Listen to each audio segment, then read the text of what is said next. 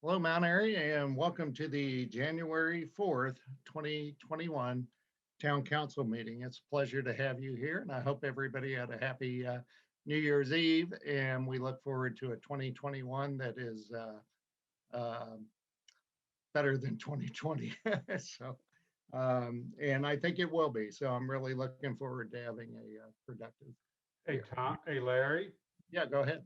I just got a message from Tom. We don't have him and he's needing the link. Oh, okay. All right. We will get that to him. Can someone, Gina, can you forward that email to him? Yes, I will. Okay. All right. And it may take him a minute to get on, but I think we can move forward with the initial part of this meeting. So the meeting is called to order.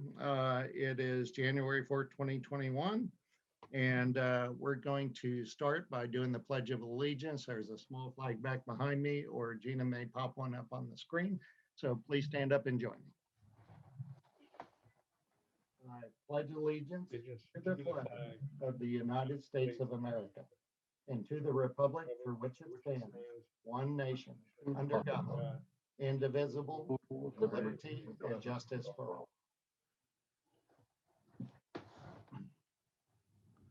All right, thank you so much. Okay, there's no presentations tonight and no speakers tonight. So we're going to start with the approval of the council meeting minutes and closed minutes from the December council meeting. So I hope everyone's had a chance to review those, and is there a motion to approve those? Okay, I see Councilwoman Washaba has made a motion to approve. Is there a second? Okay, and Councilmember Reed has seconded. Are there any comments or discussion? All in favor, say aye. Aye. Aye. And Jason, you're muted. You're...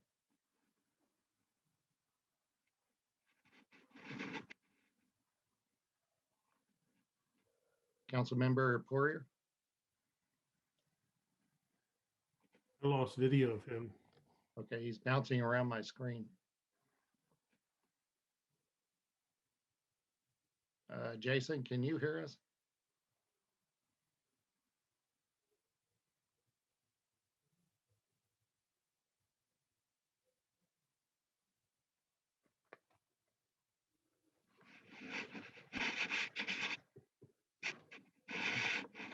One more second. Councilmember Poirier, can you hear us okay? Because you're muted right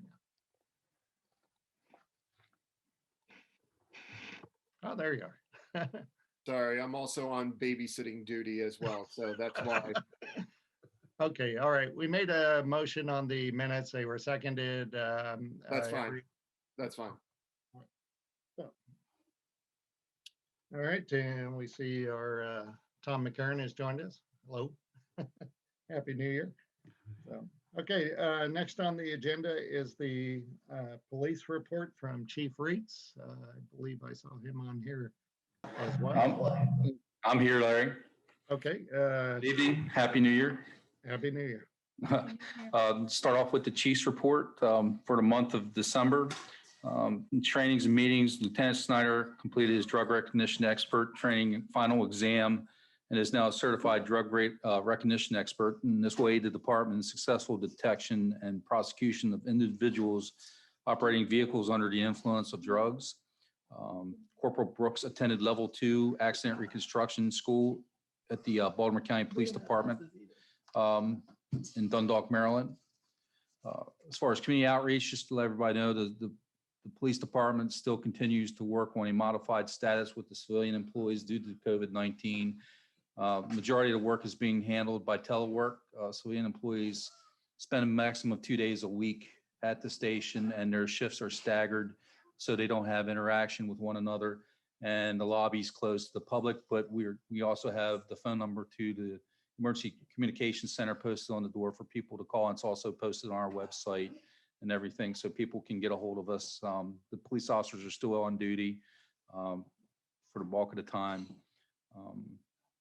far as calls for service, we had 645 calls for service this month. This is a decrease of 17% compared to December of 2019.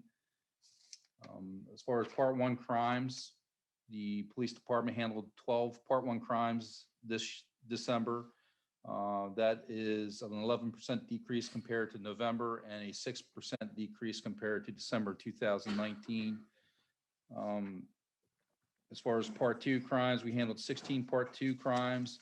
That is an 11% decrease compared to November of this year and a 6% decrease compared to December of 2019. We're happy to report that there was no opioid overdoses in town this month.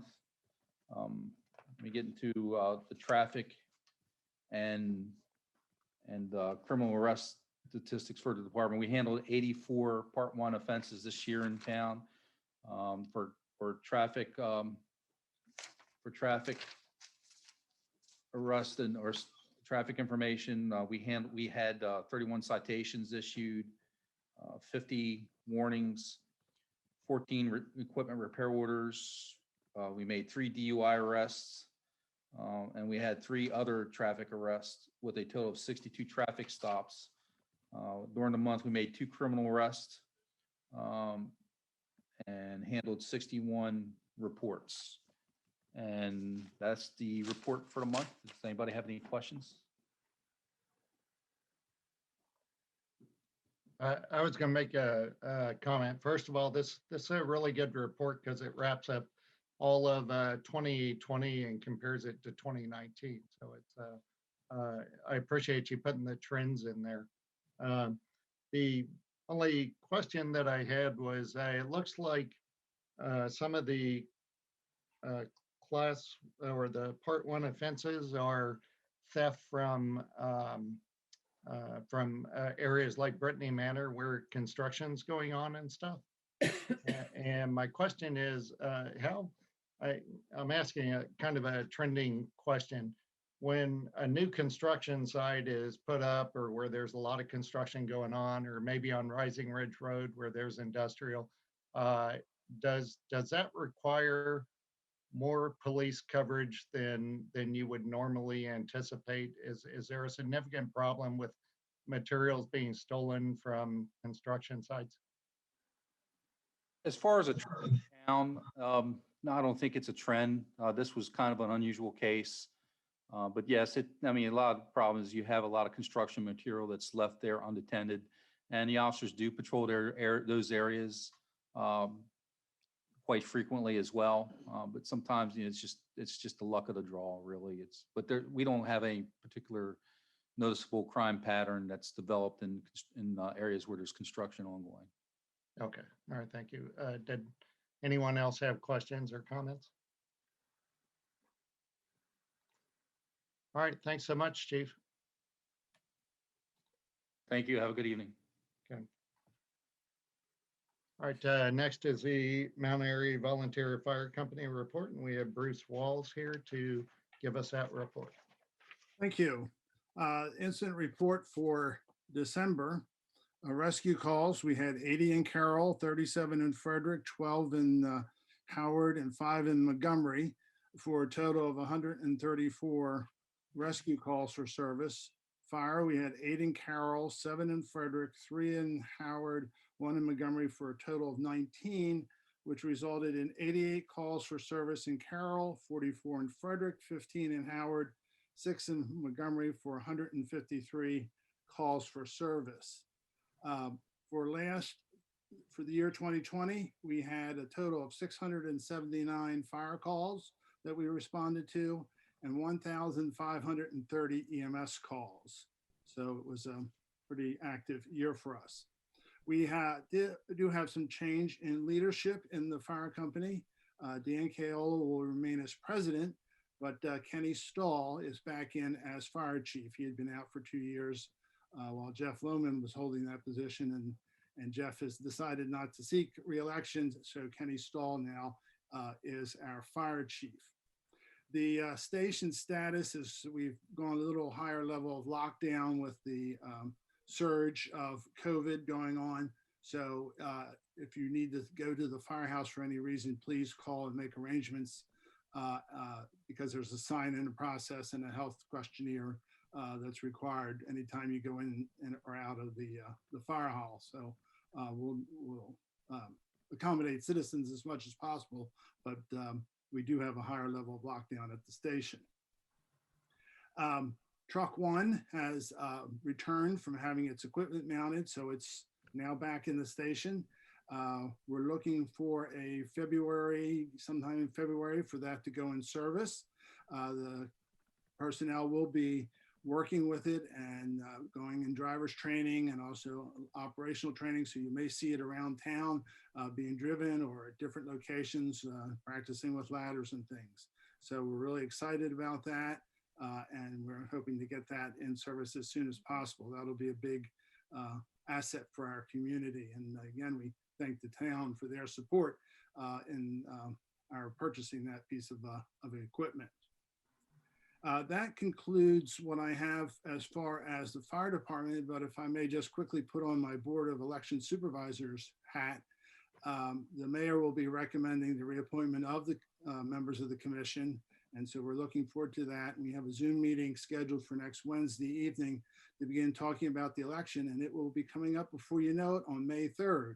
And this will be a council and mayoral election. So please, if you know of anyone that's interested, or if you're trying to decide whether you're going to seek re-election, those of you that your terms are up, start thinking about this. One of the things we'll be working on in the meeting will be setting the dates for the nominating committee and absentee ballots, and also addressing how we will proceed with an election, probably still being under COVID restrictions. So it'll be a busy time for us, but we're looking forward to having another successful election. And that's all I have. If there are any questions. Bruce, this is Tony Burke. I had a question. Is there any consideration being given to mail-in ballots? We haven't discussed that, but we would probably lean towards just utilizing our regular absentee ballot process. In other words, just have people get absentee ballots rather than mail-in ballots. But again, that's something that we have to discuss. And so I can't rule it out, but it's something that we'll have to consider doing that. And the one issue that brings up is if we were to go to mail-in ballots or even increase the number of absentee ballots, that would create a paper ballot. And we now use electronic in-person voting. So we'd have to change our mechanism of voting because we could be overwhelmed with paper ballots, and that can lead to a very long night. So that's all things that have to be considered by the commission. Thank you. Okay, any other comments, council? Hey, Larry, I just want to say, hey, Bruce, there have been some towns and municipalities in Maryland that have done strictly mail-in. I can dig up that information for you if you need, if you decide to go that route, if you want to talk to them to see, you know, what the concerns were and how they handled the increase in paper ballots. Oh, yes, of course, there's a lot of information out there about mail-in ballots. But local Maryland base had said they worked fine. So, Yes, we'll look into that and see how we want to proceed and just go from there. But All right. again, a lot will depend on where we are in May with COVID. Bruce, I had a question about the activities center building. Are you guys still renting it out under current COVID conditions? And how does that work with the governor's 10-person limit? What guidance has the fire department gotten? We have been renting it out at 50% capacity. I referred the town staff to contact our rental person to find out exactly what the situation is at the current time on that. But we are looking into that as a possible venue for your meeting. Okay, all right. Anyone else? All right, thank you so much, Bruce. And I'm going to leave the meeting at this point. So Okay, thank you. all. Okay. All right, next on the agenda is community concern citizen comments. And there is a phone number that was given on the agenda. Do we currently, Gina or Holly, have anyone waiting to make comments? Not currently, but Sorry, Gina. sorry, I just wanted to remind everybody that you can either press *9 if you're calling in for you to be recognized to speak, or you can use the raise your hand feature. Okay, ahead, so Holly. no phone calls and no emails, Larry. Okay, thank you, Holly. You're welcome. Okay, we will move on then to ordinance and resolutions. First is ordinance 2020-30. That's developers' rights and responsibilities. This is for reintroduction, so we don't exceed any timelines, and to schedule a public hearing. And I'll move to reintroduce. Is there a second on that? Okay, Councilmember Munder is seconded. Now, as far as setting a public hearing, I was thinking before the February 1st meeting, which is our council meeting, and setting that time for 7:15. Does that sound okay? And Tom, is there anything else that needs to be done on this? No, of course, planning is going to review it, I gather, at the end of January. So I'm not sure when their time frame starts or ends. I haven't looked at that, but Okay. it could extend beyond February, I guess. Okay. All right. And council members, if you have comments on that between now and next month, I encourage you to send Tom an email and ask your questions between now and then. So thank you. Roxanne would like to be recognized. Okay. Larry, like Tom says, I don't know if we'll get through it in our meeting in January. Okay. They might want to discuss it further, but I'll let you know as soon as the meeting is over. Okay. All right. Thank you. If we have to reschedule, we will. So Okay. thank you. Okay. All right. Next on the agenda is ordinance 2021-2. That's a budget amendment for the Center Street connection site acquisition project for $500,000. This is only for introduction tonight. I'll move to introduce it. Is there a second on that? Okay, Councilmember Poirier has seconded, and we'll see that next month. I will pause for a second to see if anyone has any questions about that they may want to ask David at this point. Otherwise, we'll just deal with it next month. All right, moving on. Next is resolution 2021-1. That's to update the town's investment policies. This is for adoption tonight. Would someone like to make a motion on that? I'll make a motion for the town to adopt resolution 2020-1 to update the town's investment policies. Okay, and is there a second on that? Councilmember Poirier. And with that, we'll turn it over to David so he can explain what the resolution is all about. Yes, we've got a notice from our auditors that our 1996 investment policy needed some updating, and things have changed since then. And so we took their comments, what they felt we needed to do to come into, I guess, compliance with our own policy, changed it. Charlene's reviewed it, Holly's reviewed it, Tom's reviewed it. All the inputs come in, and basically the same framework as to what we had. We just brought it up to 2021 from 1996. The only other thing we did was there was a procedure aspect that also needed to be instituted, which we never found evidence of back in 96. So we've put that in place too. When we got it all together, we ran it by the mayor. We did ask Tom whether this has to go through the process of council confirmation, and it does. And thus, it's before you again tonight. That's it. Okay, thank you. Are there any questions from council members?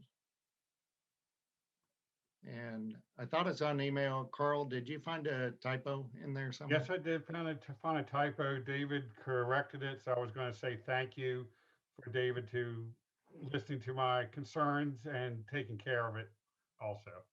Okay, all right. So with, and that was just a, was it grammar or punctuation or something? Two words were missing, so we put the 2 words in. Okay, Yeah. so that's not a significant change. No. I don't see any reason unless Tom does to call it an amended version. So, No. no, okay, all right. With no more discussion, all in favor, say aye. Aye. Okay, and that is unanimous, and that is passed. All right. Moving on, next on the agenda, there's no unfinished business. New business is the annexation plan for the Harrison LaShire property. And to get the, what needs to be done is the plan needs to be approved and forwarded to the county and the state. So I'll make a motion that we approve the plan and permit staff to send this on to the county and the state for review. And so I'll make that motion. Is there a second on that? All right, looked like Councilmember Washabaugh beat out Councilmember Mundir by. Oh, well. Okay. Ladies first. All right, so we're into discussion, and as I brought up last month, we have a plan, we have a resolution, we have an agreement, 3 annexation documents. The annexation plan is not approval by the council of the annexation resolution or the annexation agreement. This is something that just, it's another wicket that we have to get through to get to the point that we're actually talking about passing the annexation in the town. So that's where we're at, and that's the purpose of this evening. So it is not approval of the overall annexation. It's only approval of one document that will be forwarded to the county and the state, and we'll wait for their input to come back, and then we'll be into a public hearing scenario followed by a vote on the resolution and the annexation agreement. So any comments from fellow councilmen? No. Okay. All right. And Roxanne, did you want to speak at this point? I just want to make sure, Tom, we have, I don't know that this part of the goes to the state and the county, but that we have in there about the well, if the wells fail, do we have that in there for the people? Has that come back or? No, that has not been agreed to yet. My understanding was that we were attempting to, not we, but maybe perhaps Larry and Carl were, the head of the IDA, the new head of the IDA, reached out to them to set a meeting to discuss these things. I think due to the holidays, that did not occur yet. Again, this is just a comment piece, basically. It is a document that sort of summarizes everything for the county and the state departments of planning to comment on and send their written comments back to the town. They'll also, by the way, get the resolution, which is a proposal basically, as well as the proposed agreement, with the understanding there may be changes to that depending on what the council directs and based on public comment. Okay. Thank you. I just want to make sure that's gets in there somehow. I would add to that, what we have done we've asked the IDA, in particular, Frank Dirtsbaugh, to go back to the IDA and send us some sort of a written document that answers the questions that we brought up a couple months ago. That's what we've asked for, and we have not received that at this point. So that's kind of where we're at is waiting for something somewhat official to come back from the IDA. So, We do have an attendee wishing to be recognized. I don't know if, I see Patty just raised her hand. Perhaps you want to recognize her first. yeah, let's go to Councilwoman Washington, please. So I just want to understand this a little bit better. This document that we have, you said this is going to the state And the Yeah. county. and the county. All right. So, but what concerns me is I understand it's pretty much just the overall plan that we're going to be doing. We haven't gotten down to the brass tacks, but making sure that those water, that the wells are going to be something that, we protect for those people is a really big issue, I think, I can't speak for all of us, but I've heard other people say that they would like that to be something that we have that in place for the people if we were to move forward. So it just concerns me that nothing is in this, because if they sign off on this, or, can we say this is contingent upon this agreement that's being, taking place right now between the county and the IDA? Well, just the purpose of this particular document, these go specifically to the departments of planning at the state and the county level. And because of the zoning waiver, ultimately the county commissioners, because they have to waive the request for, a more intensive zone in the town than outside the county. Purpose is to look at, basically the purpose of the document is to say, look, if we annex, doesn't say we're going to, just if we annex, here's what infrastructure is going to be needed or extended. Here's how the town plans to pay for it, or or the developer is going to be paying for it, or whatever the terms are. That's really limited purposes of this document. What happens after this is, of course, the public hearing, and then thereafter, at some point after that, a vote yay or nay on the annexation. What often occurs in between the public hearing and the ultimate vote, with council direction, of course, are in effect negotiations on these very types of points. What's the annexation agreement ultimately going to have in it? And in this case, will there be a provision in it that, provides some measure of protection, or some separate MOU, sort of a companion agreement? Of course, both sides have to agree to it. IDA could say we don't agree to that, and therefore withdrawing the annexation request from the annexation petition. Or conversely, they might say, no, we're not willing to do it. And the town might say, we're not willing then to annex. So it's kind of like we did with Dorsey Tag. Okay. All right. So we will have that opportunity. Oh, to yes. finesse it. Okay.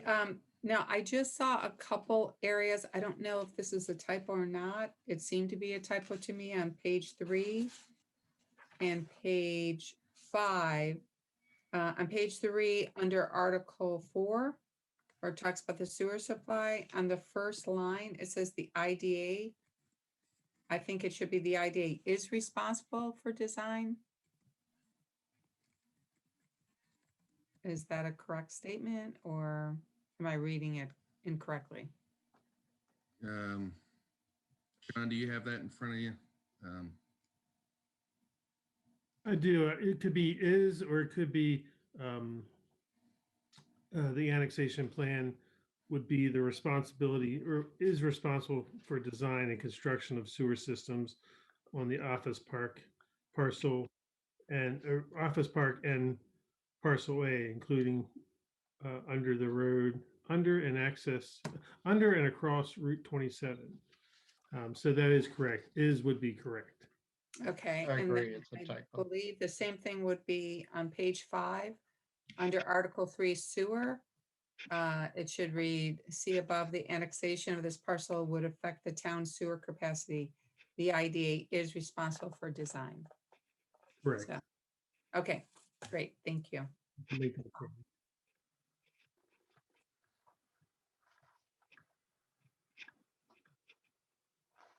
Okay, and there was a citizen wanting to make a comment, is that correct? Yes, Michelle Landrum, you've been unmuted and can speak. Hey, this is actually Steve Trice, not trying to mislead you. I'm just at Michelle's house and we're using her Facebook Live, so sorry about that. Okay. I was going to echo Patty's question about, the concern about sending this on to the county and the state. So Tom answered that. But my second question is for, I guess, Larry and Carl. What is, and I don't want this to sound the wrong way, but what's the holdup with the IDA responding to the request? It's been several months. Is there a reason? Is there a normal expectation of time on when they would typically respond? Well, I mean, this is, it was in December and I don't have the date right in front of me, but we did end up with Dartspaw on the phone and we asked for something in writing. And that was, it was before Christmas and I suspect, it probably just rounded off to January. So certainly I'll be bugging them again and getting Tom in on that email as well, requesting an answer to all the issues that were brought up in the fall. Okay, I was under the impression it had been sent a month or two before that, so I apologize. And so that was my only question. And I want to personally thank Patty publicly for coming out and surveying the land with me a couple of weeks ago, 3-4 weeks ago, and actually getting a feel for what the citizen concern is on the property as well. I know a lot of you other guys have been out there already, so thank you. All right, thank you. All right. You're more than welcome, Steve. It was my pleasure. All right, any other comments? There aren't any comments on the Zoom meeting, but we do have a comment from Bob King on their Facebook Live. He's saying that Barney conducted a very intense water test and test performed way above expectations. Okay. All right. Larry, one other thing, did Pam have a question for H&L or did she?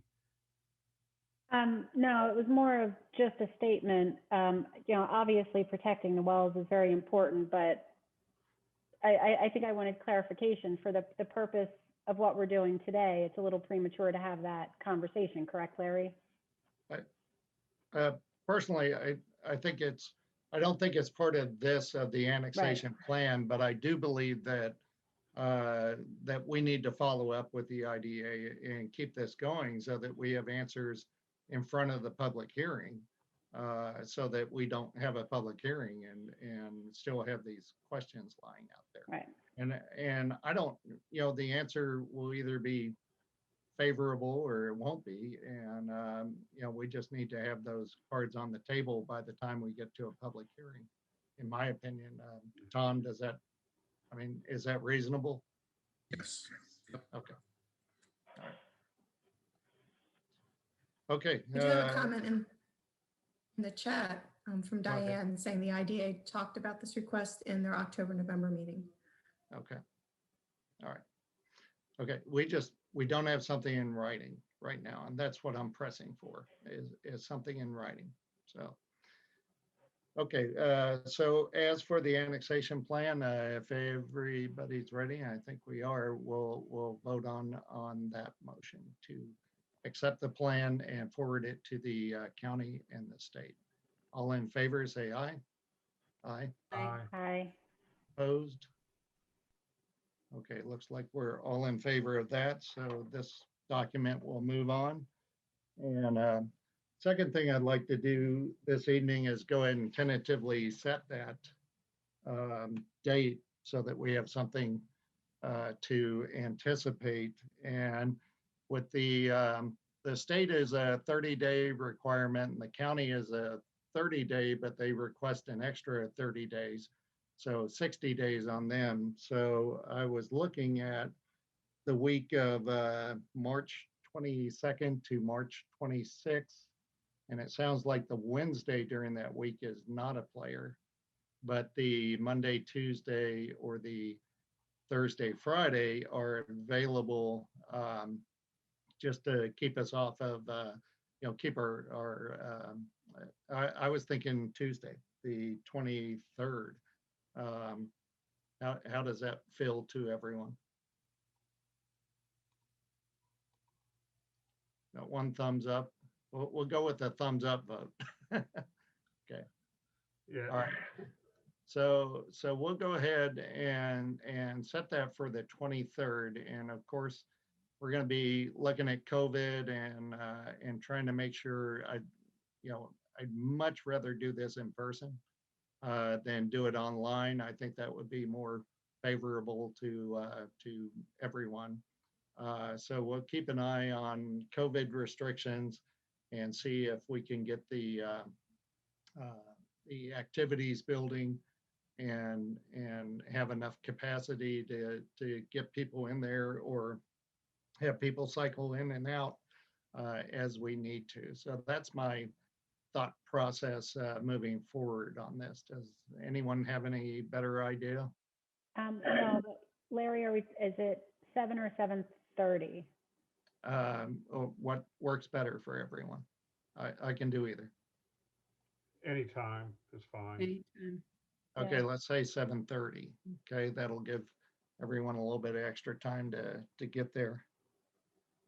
Larry, this is Tony Burke. Just to be clear, that's for the public hearing. You're setting that date for a public hearing on this? Yeah, a public hearing on the Harrison-Lashir annexation. All right, thank you. Okay. All right.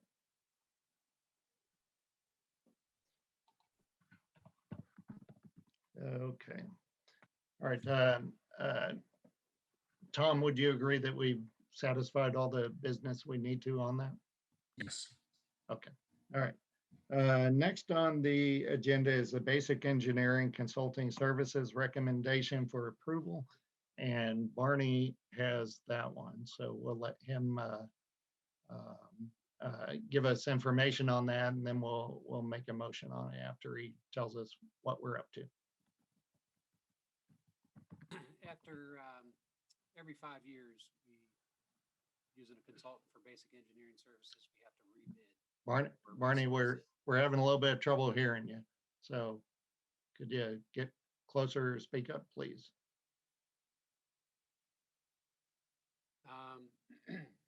We've obtained GMB services for their engineering services for the past 5 years, and according to code, we have to resolicit qualifications for a new consultant or the same consultant.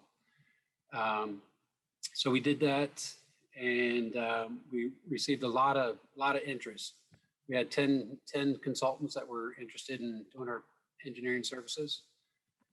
We narrowed them down and interviewed 4 of them.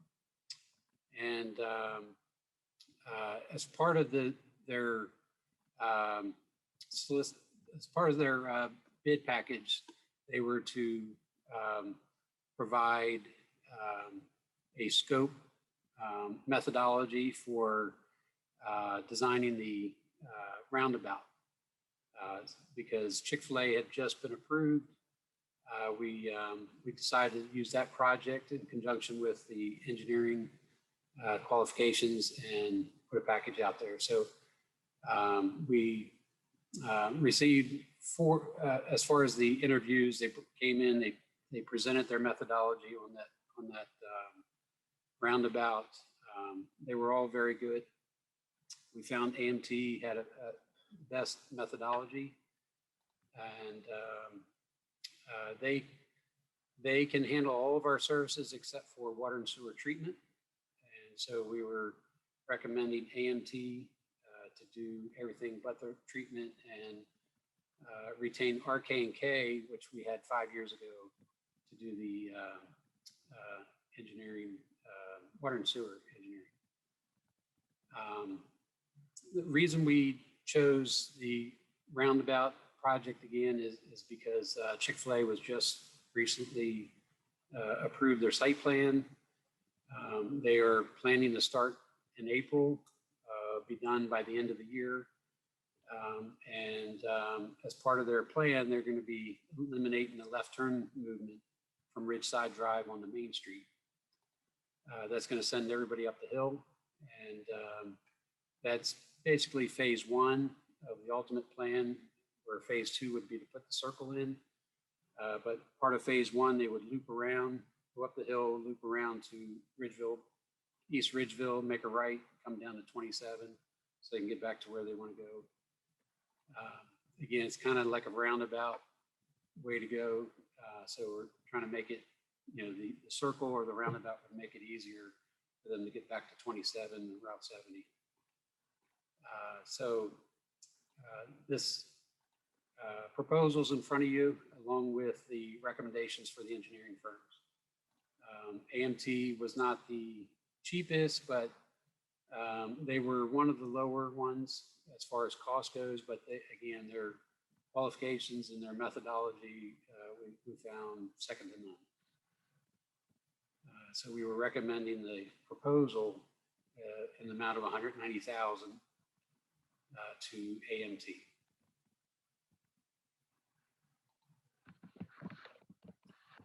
So Barney, when is the construction of the roundabout supposed to happen? Well, ultimately, it would be best if that could happen the same time Chick-fil-A could happen, but that's not going to happen because we'd be lucky to get engineering done by the time that's fully built out. So just so that I understand the traffic pattern, and this might be a little self-serving because it doesn't impact me, or it does impact me. So if you're leaving South Main Street, will you still be able to make a right onto Main Street heading towards 27 and then make a left into McDonald's? Yes. Okay, because basically what's going to happen is all that traffic is going to be pushed up the street. And unless that roundabout's there, it's going to be virtually impossible for the residents leaving South Main Street to make a left. Yeah, I think it's a difficult thing now, especially with sight distances off to the left. You have cars flying over the hill, and you see them at the last moment. Yeah. So it's not the best laid out intersection currently. And yes, it'll be sending more traffic up the hill. Yeah. I mean, and ultimately, quite frankly, if that's where all the traffic is going to be going, I truly hope the roundabout is big enough to kind of handle it, because it will make it a little hard for the residents that are back there, including, gosh, what's the road right behind me? Is it Rising Ridge? Yeah, Rising Ridge, Yeah. the extended, yep. Yeah. So, all right. Councilmember Poirier. I understand, Barney, what's trying to happen in this recommendation. I think we're trying to put two things into one, and I think they need to be two separate documents. One, awarding AMT with a 5-year contract with the town and RK and K for the water and sewer. I also think that because with Chick-fil-A and the amount of traffic that this is going to impose, I'm not sure if any of the other council members feel, I guess, in tune with knowing what this circle is going to look like and how this is going to impede traffic trying to get into town past the Chick-fil-A. I don't want to say that I'm privy to any information. I'm no traffic expert, but I think I would like to see what AMT kind of has for a plan for a traffic circle. So it would actually be my recommendation to break these into two separate documents. I have no problem awarding AMT with a 5-year contract. And I would like to see AMT with a separate design cost of $190,000. But I would kind of like to see what they have in mind before I award them with a contract, if that makes any sense, Larry and Barney.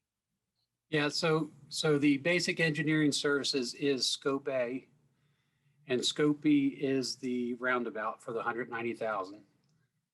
So those are your two parts. And we didn't dump all the information. There's a lot of technical information that came with their submissions and with their interviews. And AMT, for example, gave us 3 roundabout choices. To some degree, they're somewhat detailed, but not detailed as much as they'll do in the initial phase of the engineering. The initial phase is $45,000. That does a feasibility study and a survey of everything, all the utilities, everything that's there, so they can put a good project together.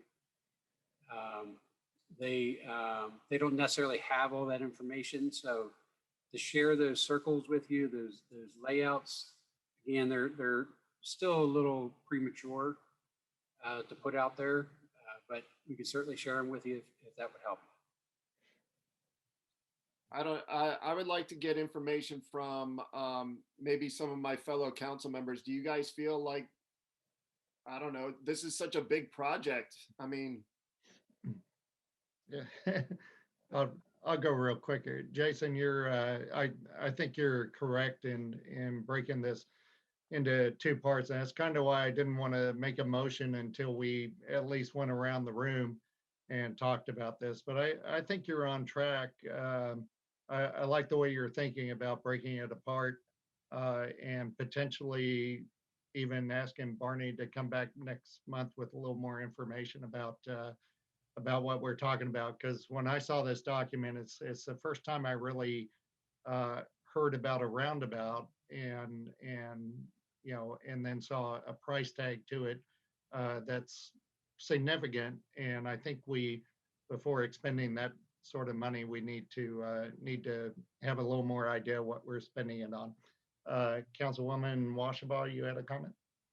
Yes, I have a couple of comments, but as you know, I'm the liaison for streets and roads, and this is perfect timing, Barney, because tomorrow we have a meeting and we would love for you to come to our meeting. So we can actually talk about this a little bit more in detail.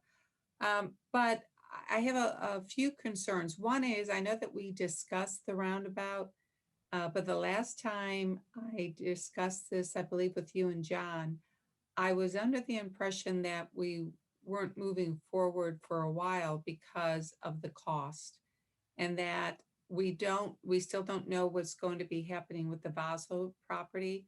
It's now 2021, 2023. We're going to be revisiting the master plan, and that property could be, rezoned. I'm sure that they're probably going to be coming to the town to request that. And if that happens, depending on who buys or develops that property, would depend on how much money we would have to put in as well, because I know there's some type of a formula that's been generated so that the developers would have a certain portion to put into the pot. So without all that information right now, we don't have a crystal ball. We don't know how much that's going to be.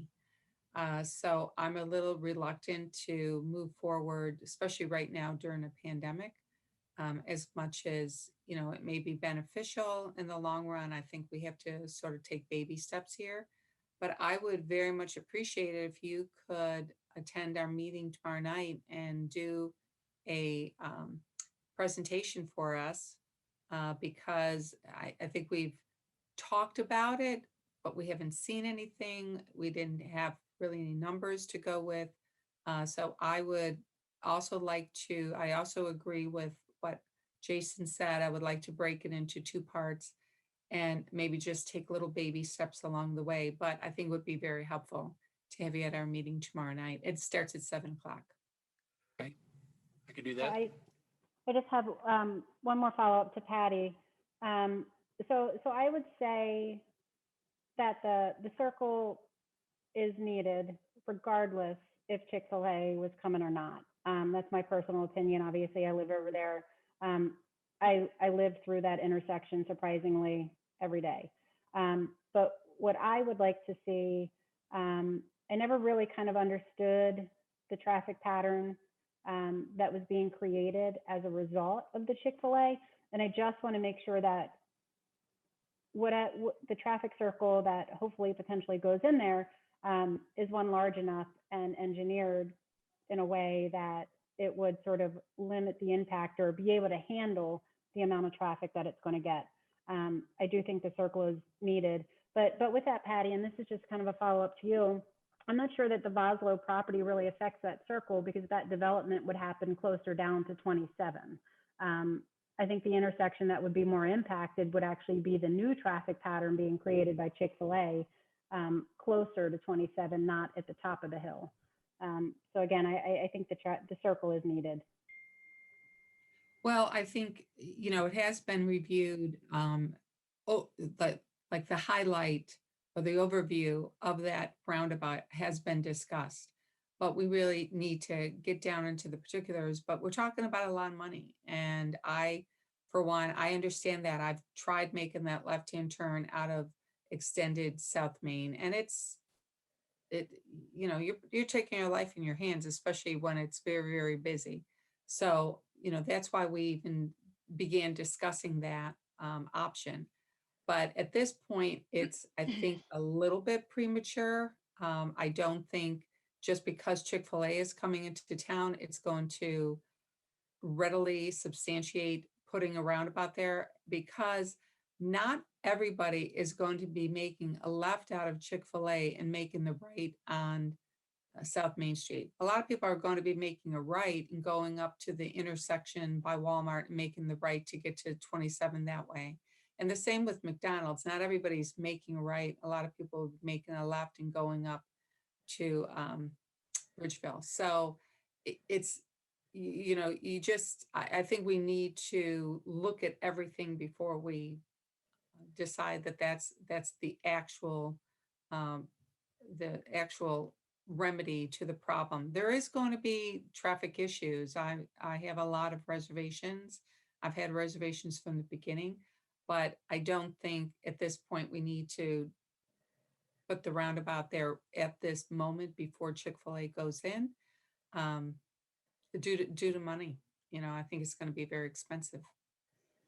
So we just have to, like I said, I'd like to take little baby steps before we just jump in with 2 feet. But that's my opinion. And so that's why I would really appreciate Barney coming to our meeting tomorrow, because the people at Streets and Roads haven't seen that either.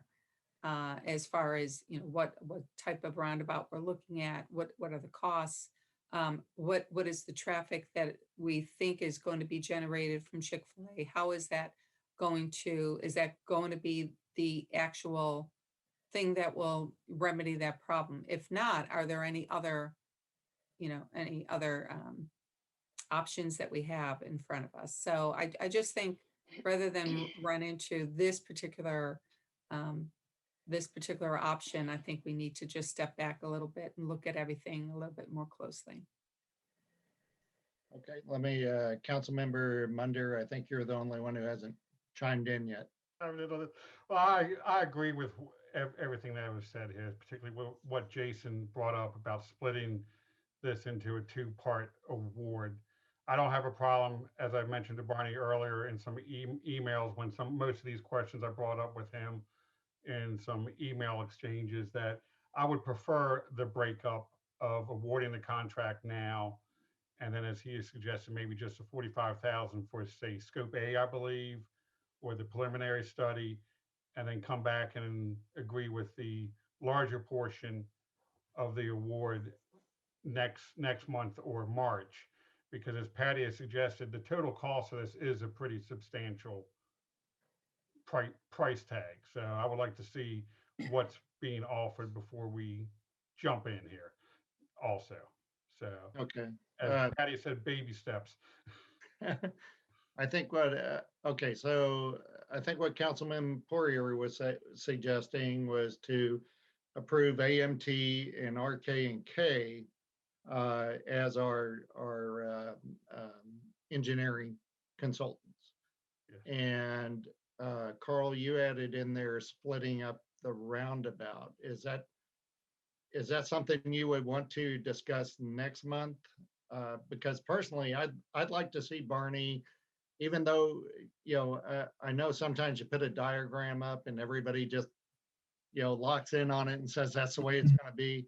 But I think we really need to see something. We need to see a diagram of where we're going before even I'm comfortable with the 45,000, the initial part. So maybe tonight we could make that motion to approve the consultants, and next month Barney could put up a couple slides for us and talk about the pro rata payoff for this, because I think Barney has some ideas and they might even be in here. They're just not clear to us right now of how we would get that money back from future development. So I'd like to see all that next month. Okay. Before we put out a vote on it. Jason? I just wanted to, before we make that motion, there is a lot of, like, I'm looking through this memorandum, there's a lot of language that's tied to the 190 and AMT with this roundabout. If possible, I would like to table this to next month and just get two cleanup documents and make sure everything's in the proper order for all of our eyes before we approve this. Okay, so we'll call it postponing instead of tabling, so we can doctor the document between now and then. Jason, do you want to make a motion? Yeah, I'll make a motion to push this memorandum of awarding AMT and RK&K for the town's projects for the next 5 years. Okay, and is there a second on that? Okay, Councilwoman Washaba seconded, and Barney, does that lock us down to anything does anything have to be done tonight, or can we wait till next month? No, it doesn't have to be done tonight, no. Okay. All right, and Tom, any legal issues with doing it this way? No, you can postpone it to next time. All right. Any other comments before we vote on a postponement of this memorandum? Okay, all in favor of postponing until February the request for qualifications and proposals of consulting engineers for basic engineering services and upcoming capital projects, say aye. Aye. Aye. Okay, we are postponed for 1 month on that document. Okay. And Jason, do you mind sending an email to David and Barney and probably CC Tom on it? Will do. Okay, thank you. Okay. All right, and that takes us down to the mayor and council reports. I don't think that Pat got on here. I saw he was thinking about joining us, but David, I'm going to put you on the spot. Did Pat have anything he wanted to pass on to us this evening?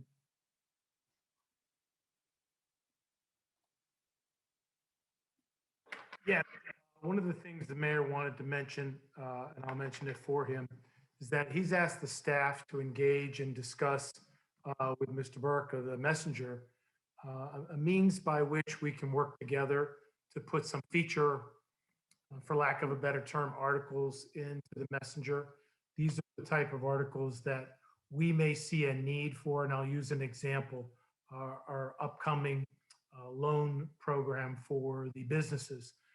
We would ask Mr. Burke to put something together using resources, our resources, reaching out and basically doing a story on the particulars of what the business needs are, where they're going with this, what we're proposing to provide, in order to just provide more information. Not everybody has a computer, especially our seniors, and they depend on the messenger. We put information up on our website, but they don't always have either the ability or the desire or the access to that. So that's another aspect that we may want to look at. The mayor suggested focusing on the seniors, what's coming up that COVID related that the seniors that's available to them, prescription delivery, et cetera. We put items up there, but we think that this would really sell it. I think as we look down the road, there's going to be a vaccination process, and we've all heard the vaccination process for people that are in care facilities like Lorianne. But what about someone like my mom who still lives at home at 89? How does she get that vaccination? So we're going to tag into asking Mr. Burke to run with some of the information that we have, fleshing it out, going to the health department for Frederick and Carroll County. Just the aspect of, okay, I live in Frederick County, I'm still in Mount Airy, but how do can I cross the lines to go to Carroll County? Probably not. Frederick County does have a sub-zero freezer, so we know they have the Pfizer vaccine on hand right now.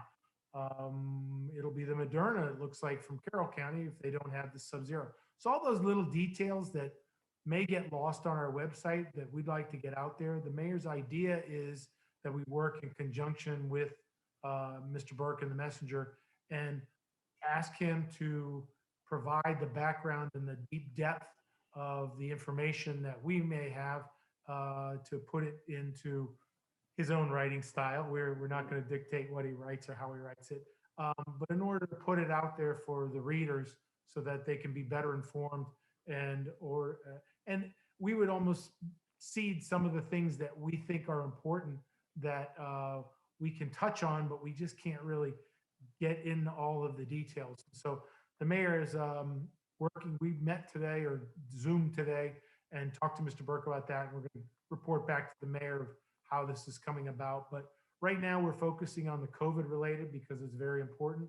And it falls in line with his proposal to work with the messenger to try to get more detail out there and to hopefully in the long run, maybe even boost some of the subscriptions to the messenger because this information is desirable by folks who may want to read it. So I just wanted to let you know that that's something that the mayor wanted to send out to everyone in the mayor and council, that that's something in the works, but we are on it. He thought of that this weekend and we started working on it today. Thank you, David. All David, right. David, now, this is Tony Berger. Just a point of information. For the January edition, did we change the focus from the small business loan relief loan program? No, that's still that's still January. February we should have be looking for the COVID. It is related COVID wise for the loan program, but yes. That's something that's hitting the streets right now that we're going to make that maybe the first item we address. Okay, thank you. all right, thank you, David, and thank you, Tony. So next thing on the mayor's docket is the commission appointments, and we have a note here that the mayor will be recommending at the January town council meeting that Mark Moxley, Dick Swanson, Bruce Walls, and Anne Marie Duckett be reappointed to the Board of Supervisors of Elections, and also recommending reappointment to Recycling and Tom Neff to the Recycling and Sanitation Commission. I'll make a motion to approve his appointments. Is there a second? Okay, Council Member Reed jumped in there, and any discussion? All in favor, say aye. Aye. Aye. Okay, that's unanimous. All right, and next on the list is Beautification, Parks and Recreation Commission, Councilmember Munder. All righty now. Thank you, Council President Hushhour. There was no Beautification Commission meeting last month due to it being December, and it is customary for commissions not to hold their December meetings unless they choose to. So the next Beautification Commission will be held on Tuesday, the 19th at 7 p.m. via Zoom. There was a Recreation and Park Commission meeting held on 12/17 at 7 p.m. via Zoom to complete some unfinished business relating to the placing of exercise equipment in Wildwood Park. After a thorough discussion, the board voted not in favor of the equipment being placed in Wildwood Park due to the fact that they believe that it would not go along with the nature of the park as being a peaceful, reflective walking and play area. So, and it was suggested by some members of the board that the $15,000 that were allotted in this year's budget for the playground equipment to be reassigned to other projects within the Parks and Rec arena, like potential planning for the mountain bike trail on Windy Ridge, or the construction of a walkway at East West Park, or the replacement of the swing set in Wildwood that was taken away due to structural concerns of it several years ago. And the next meeting for Parks and Recs will be 1/21 at 7 p.m. via Zoom. And that concludes my reports. Okay, thank you. Next is Economic Development and the Planning Commission, Councilmember Reed. Yep, so the Economic Development Commission nor the Planning Commission met in the month of December because of the holidays. The Economic Development Commission will meet again on Wednesday, January 27th at 7 p.m. And the Planning Commission will meet on Monday, January 25th at 7 p.m. I do want to mention that the application process is opening tomorrow for the Mount Airy COVID Relief Loan Program. Again, that is a zero interest loan for 12 months, awarded in increments of $5,000 to $10,000. So any local business that wants to apply for that loan can reach out to Melissa Thorne in Town Hall or go to the town's webpage to pull down the information. That concludes my report. All right, and next is Sanitation and Recycling and Mount Airy Sustainable Commission, Councilmember Poirier. Thank you, Larry. Once again, we did not hold any meetings in December. I've been busy trying to keep everyone up to date on the Christmas tree pickup. There was some confusion in dates with that, but everything is now squared away with Recycle Coach. Our Christmas tree pickup for in-town residents is scheduled for January 16th on that Saturday.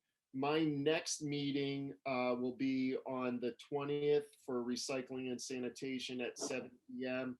And just a reminder for the Christmas tree pickup that it is also a yard waste day, and that is the last one before April. So if you do have some sticks or branches you want to throw out there, go ahead, just put them in a bag and the guys will pick them up. All right, thanks so much. And I just want to say you've done a great job and your commission's done a great job. It's great to, turn on Facebook and see exactly when the pickups are going to be, because I know it's been confusing over the last couple of weeks. Thank you. Appreciate it. Yeah. All right, next is the Streets and Roads Commission, Councilmember Washaba. Thanks, Larry. Well, as I mentioned before, our meeting is going to be tomorrow night at 7 o'clock. It will be a Zoom webinar. So anybody out there that might be listening for our council meeting today, you are more than welcome to Zoom in. And if you have some questions or concerns, we'll be able to let you, in. I think Gina said that she would be able to unmute you and you'd be able to talk. So that will be really great, because previously it's always been a Zoom meeting, but tomorrow will be a Zoom webinar.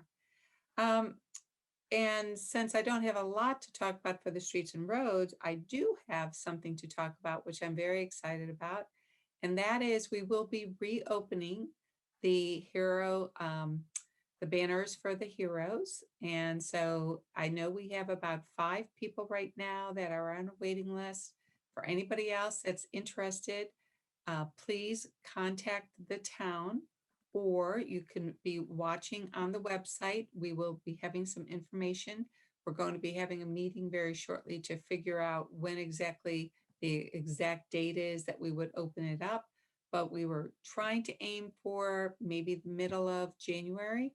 So we will have an application that will be on the website. You'll be able to fill that out. And any information that you may require, the town staff will be glad to get back to you if you have any questions. So we're very excited. Next month, actually, we'll be requesting some more money from the town for this to happen.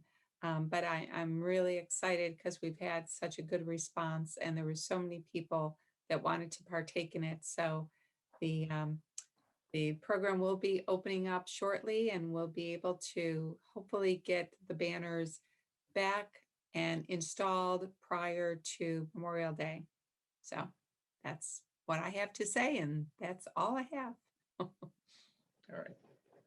Okay, thank you. Yeah, your commission has done a great job on the banner project, and see tons of good comments on it and tons of pictures going up online and everything. So good work That's on all great. that. Thanks. Okay, next is the Water and Sewer Commission, and that's myself. And we did meet in December. The highlight for the Water and Sewer Commission is John Cherry, a member, has been working diligently for the last 6 months on the water restrictions guidelines in the event that we have a drought scenario. It's always better to get this stuff out before you need it. So he's been working on that along with the commission, and they're almost to a point of having a smooth document to present. And so I talked with Pat and David and Chairman Dick Swanson via Zoom to talk about the process of moving forward. And the process that we decided on, the mayor has not so much that it needs a vote by the council, but he does want the council to see this document and vet it, give some comments on it, and make sure it's something that that the town could live with. And the quick summary of this is that we used to have 7 tiers of restrictions. It's like every time we hit a wicket, we had 7 of these wickets that we would go through until we finally told people that they could no longer use water for their gardens and such. We've taken that down to 3 tiers, kind of a red, yellow, green type of setup. And our Water and Sewer Commission meeting for January is in 2 days on January 6th. And they're going to be finalizing that document. And my intention is to put it on new business for February so that we can make comments to it and then present that to the mayor and David to be implemented into the town's processes. And I don't believe that requires a vote unless, Tom, would you think a guideline like that would require a vote? No, I don't, not in my opinion. Yeah, and that's kind of what we came up with as well, is that we just need to give this thing a good solid sniff and then turn it back over to the mayor and David to be implemented into our guidelines. Okay, so you'll see that next month. As far as the Historical Society goes, we finally got out to Rails to Trails and installed a new sign at the Watkins end of the trail. I'd like to thank Doc O'Brien and Jack Raines. Jack Raines helped on the caboose a lot, so he kind of came out of retirement for us. And he and Doc put together this gorgeous sign, and it's on a locust post, so it's going to be there. It's going to outlive us all. So it'll be out there for a long time. So we got that sunk in the ground on the 50-degree day on Saturday. So a nice new feature to the park. And we retired the sign that Lynn Hoffman made for us back in 2013 when we first started the trail. And we appreciate her artistic work on that sign, and it certainly got us through 7 years. So we greatly appreciate that. And that's all except for January 6th is the next Water and Sewer Commission meeting, and that'll be at 7 p.m. on Zoom if anyone is interested in attending that. Okay, and next is the town administrator report. David, did you want to go over the document that you gave us briefly? Sure. Let me just note that right up front, if anyone can't figure it out, we are still teleworking as for this Zoom meeting. We are trying to put in place some protective devices in the council room for the mayor and council so that even when we get to a point where we feel comfortable coming back in, we'll still have another measure of protection sitting closer to each other. I will note that we have finalized out our CARES Act allocation from Frederick County and Carroll County. There was some question at the end there with what Congress was doing. They were talking about extension. When the president was indicating he might veto the bill, we decided to put all our chips on the table and make sure we didn't leave any money on the table. So we have put in all of our final submissions. The feds did change the ruling somewhat where they were allowing us to cover salaries and benefits for the police in a non-hazard duty pay situation. So I appreciate Charlene's efforts on that to pull that together very quickly. That allowed us to put in our final submission to Frederick and Carroll County. So there's talk that this new bill that's coming out of Congress may have some additional money. We're going to keep an eye on that. If so, then it will go to the state, to the county, and hopefully come down to us. But at this point in time, we're closing the books on the CARES Act. And I know that there's payroll protection in that bill for any businesses that would like to tap into that. But as far as municipal allocations, that's not real clear at this point. If we hear something, we will let you know. All right, thank you. All right, next is Tom McCarron and our town attorney report. Yes, thank you, Council President. Since the last meeting, I've worked a little bit on the CSX, trying to finalize that. That contract is in the mayor's hands at this point in time. I also, as Dave Warrington indicated, reviewed the investment policy that he was kind enough to prepare, and also attended the special exception extension hearing of the Board of Appeals, and basically gave legal advice to the Board of Appeals relative to that that request for, I'm sorry, Section 7 Wildwood Park, I should have said. And that's my report for this month. All right, thank you very much. The code enforcement officer report is available to all of us. So if you're interested in seeing that, please contact Matt Betts or the chief or David, and you'll be able to get a copy of that. Is there any reason to go into a closed meeting, Tom?